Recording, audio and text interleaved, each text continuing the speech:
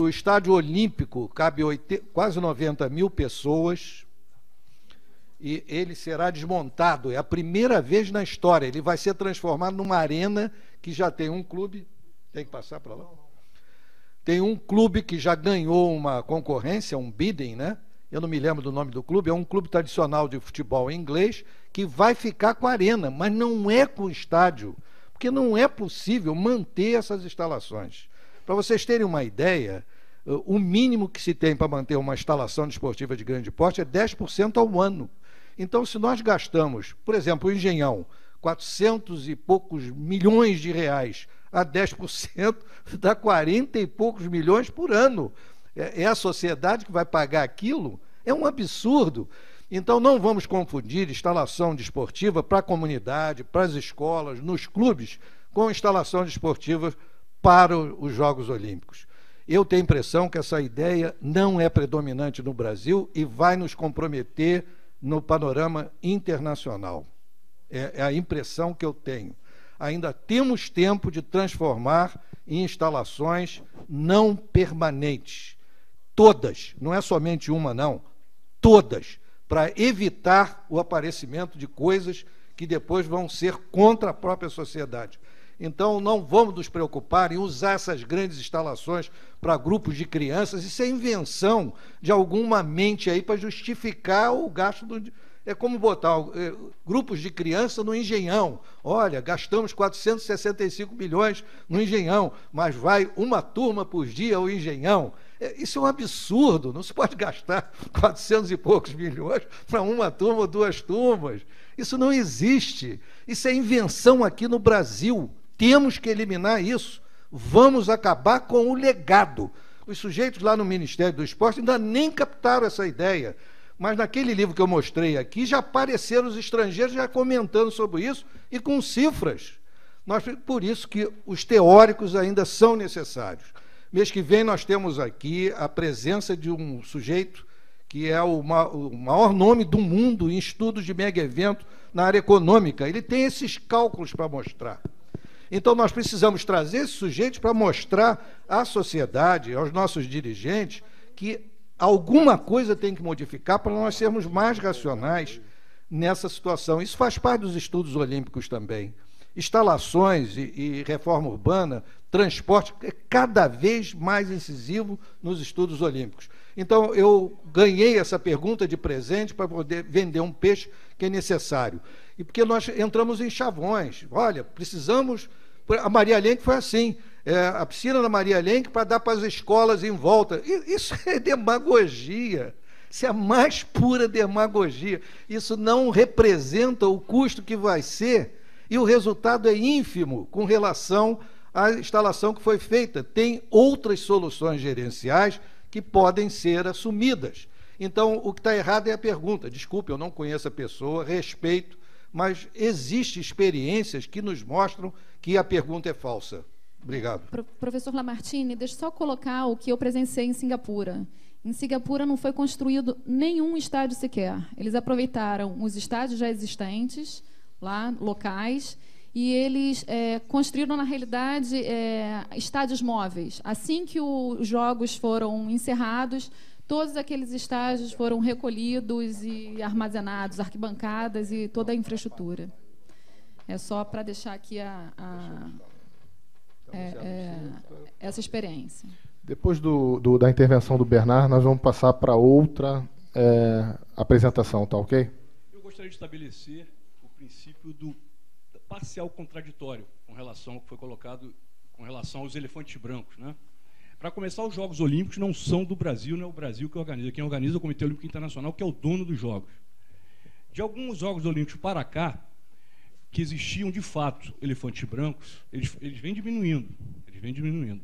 E o Brasil está nesse percurso, com consultores internacionais que já fizeram jogos errando e acertando, né, nos acompanhando. E eu vou dar alguns exemplos para que prove que, de fato, alguns elefantes brancos não surgirão.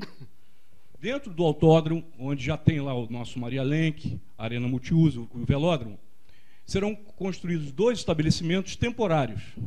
Um da natação temporário, quando eu quero dizer, com arquibancadas do tipo vôlei de praia, removíveis para 20 mil pessoas.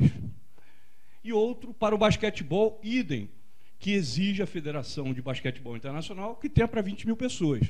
Portanto, serão 2 grandes locais de competição temporários.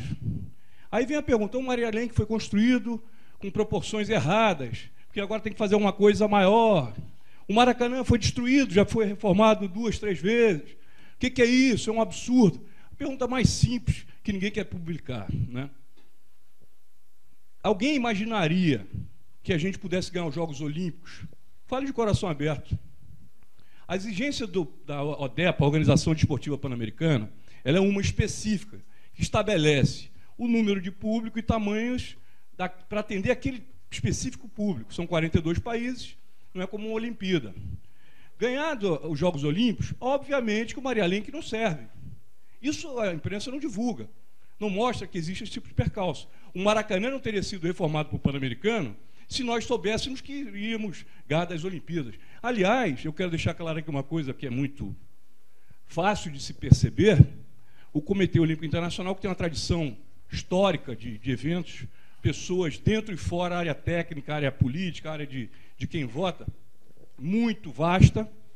Vocês acham que o Rio de Janeiro poderia ter sido escolhido sede olímpica de 2016 se nós tivéssemos feito um Pan-Americano, como todo mundo fala, mal, sem legado, sem nada, com a visita de praticamente todos os membros do Comitê Olímpico Internacional?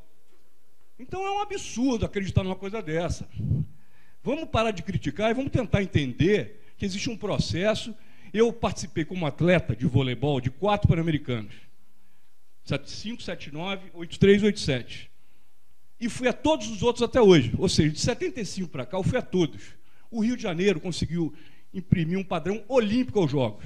Obviamente, não na proporção do que fez a China, o que fez Barcelona, o que fez também Sydney, né? Mas, para nível de Pan-Americano, foi excepcional. E isso foi o que nos deu a condição de sediarmos os Jogos Olímpicos. Ganhando só de 3 países, economicamente não são muito fortes. Estados Unidos, Japão e Espanha. E os 3 já haviam realizado as Olimpíadas. Então, como é que você justifica um Pan-Americano que a imprensa gosta de bater, que foi pífio, não houve nada, foi uma porcaria, e a gente ganha uma Olimpíada? É só essa pergunta que eu faço. Obrigado. Se me permite, eu gostaria de fazer um comentário, até mostrar a criatividade brasileira nessa situação. Tendo em vista a experiência do PAN, foi criada uma tese que foi apresentada em Londres agora, porque eles defendem a não existência do legado. Eu vou mandar para você o trabalho, que é muito interessante. Aí nós criamos uma solução para eles. Não é essa que eles estão dizendo também. Nós inventamos mais ou menos o que você está dizendo, que é o legado reverso. Isso é uma teoria, note bem. O que é o legado reverso? É aquele que não vai existir. Ele existe na hora que a gente define como foi definido para o PAN. Era só mexer um pouquinho nas funções dessas instalações que elas serviriam para uma outra coisa. Vou dar um exemplo que está acontecendo nesse momento. O Engenhão.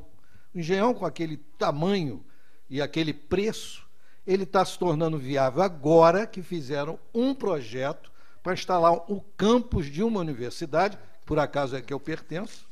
Os estrangeiros que estão no Rio agora estão visitando o Engenhão e são lá da Inglaterra. Por quê? Porque foi inventada uma maneira de contornar essa dificuldade. Aí sim está a criatividade. Como eu disse no início, o problema não é a crítica. O problema é reinventar em cima dos nossos defeitos.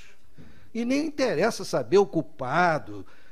A gente tem que andar para frente, senão o país para. Se os jogos foram ou não um sucesso, no momento não interessa, nós temos que transformar em sucesso, é 2016.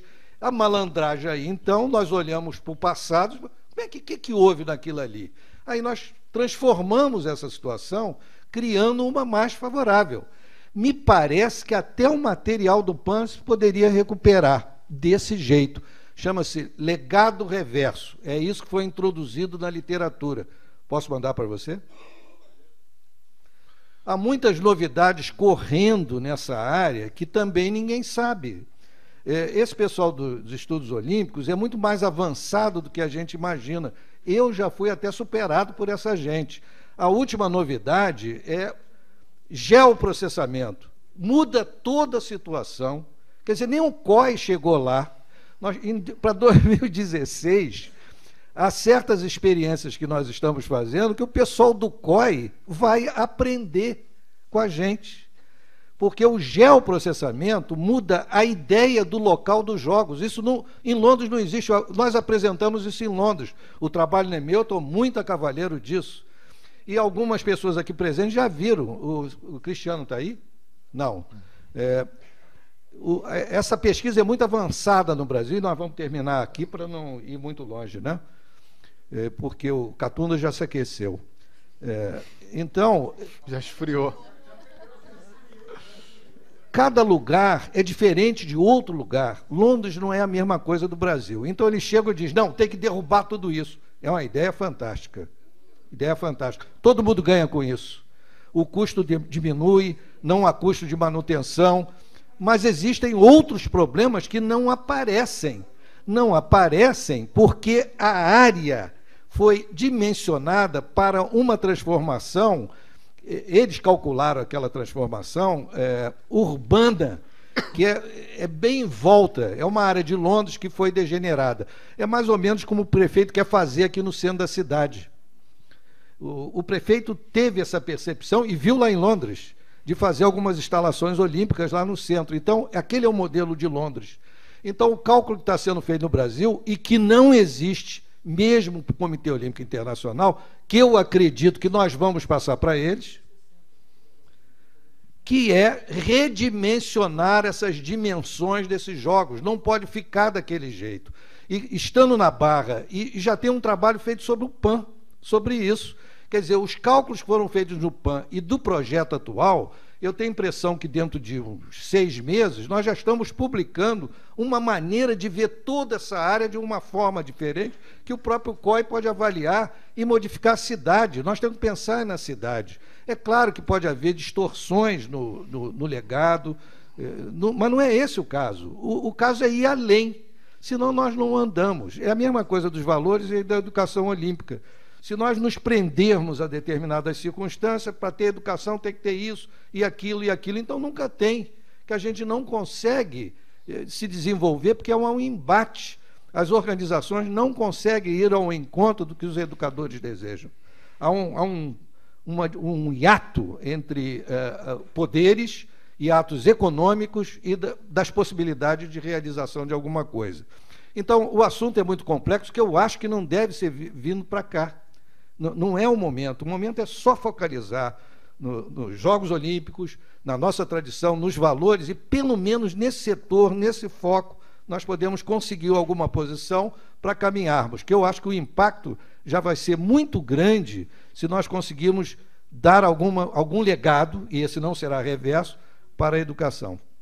Só 10 segundos de uma tréplicazinha, professor. É o seguinte, há mais de 50 anos não se construía... Essa tá boa, não tá? Não se construía no país, controle. Alguma instalação em padrão olímpico. O Pan-Americano gerou tanto Maria Lenk, tanto a Arena Multiuso, a pista de ciclismo, a reforma do Maracanã, a reforma do Maracanãzinho. Isso é um legado grande. Se há mais de 50 anos a gente não tinha isso, a gente tem que passar a ter, minha gente. Se a gente quer ser um país olímpico, a gente tem que ter. E a outra coisa...